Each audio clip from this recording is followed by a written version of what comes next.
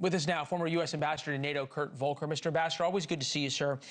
I'm old enough to remember, because I covered it, when there were similar uprisings in Egypt and in Libya and in Syria and in Tunisia.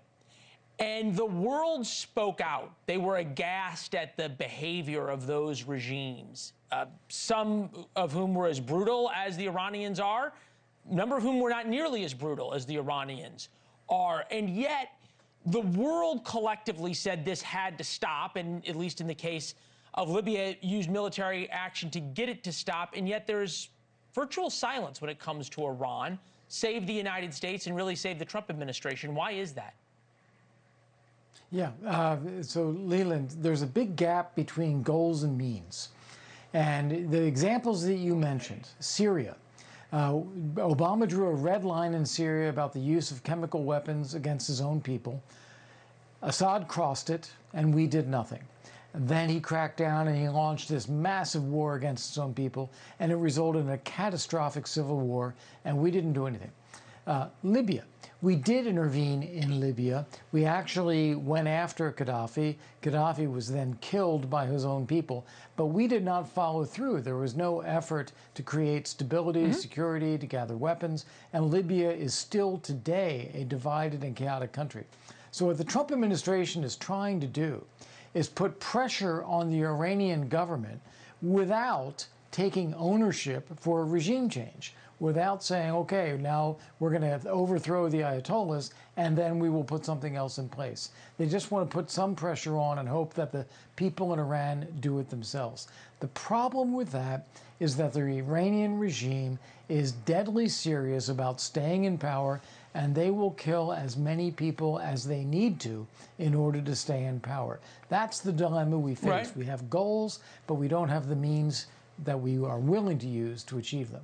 Yeah, I was going to say, it may not be goals and means, it may be goals and willpower, right? And you make a great point that the Iranians are willing to kill as many people as they would like or need to, because that's exactly the playbook they used in Syria, because it was the Iranians who kept the Syrians and kept Bashar Assad in power. You make a good point that right now, at least, the White House seems a little bit, and I'm going to use this word probably a little too liberally, but paralyzed in terms of what to do, because, as you point out, what's next? This is Scott Bessent, who I think is best articulating what you're laying out here, Ambassador, that with enough pressure, the regime might crack on its own. Take a listen. We have seen the Iranian leadership wiring money out of the country like crazy, so the rats are leaving the ship, and that is a good sign that they know the end may be near. Well, and they're doing two things, right? They're trying to buy time by talking to the United States, and on the other hand, saying they may just leave and go to Moscow or whatever if they can get exile. I go back to my first question, though. Forget whether there's a willingness to use force. I'm talking about the moral outrage. And I remembered it when there were people in the streets in Tahrir Square chanting for democracy, the moral outrage from Obama and from the European leaders that Mubarak must go. I remember those lines. Same with Gaddafi, that you can't kill your own people. And yet, when the Iranians are doing it, and it seems sort of nobody really cares. Right. Well, Leland, you're exactly right. And I remember those situations as well. This is a case where the Trump administration does not want to take that position. It doesn't want to take a moral position, a fundamentally values-driven position, and say, okay, what the Iranian regime I hear is doing you made the point about the Trump administration. I'm unacceptable. asking about the Europeans, though.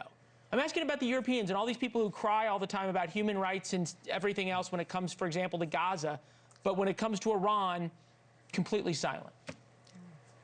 Yeah, look, the Europeans view themselves as being the secondary power. They view themselves as relatively weak. They do not feel that they have an ability to influence events in Iran one way or the other.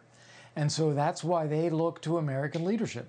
If we tip the scales and say, this is where this is going, they will support us, they will help us. They have a lot of capabilities that they will use to help us. But if we don't tip the scales that way, they're going to sit on the fence and say, well, we don't know what's going to happen here, so we're not going to say much. Yeah, there's another word for that, which I would call cowardice, but you're a diplomat, I'm not. Ambassador, it's good to see you, sir. Thank you very much. Thank you for watching. Subscribe below and download our NewsNation app right now on your phone, and you will get fact-based, unbiased news for all Americans.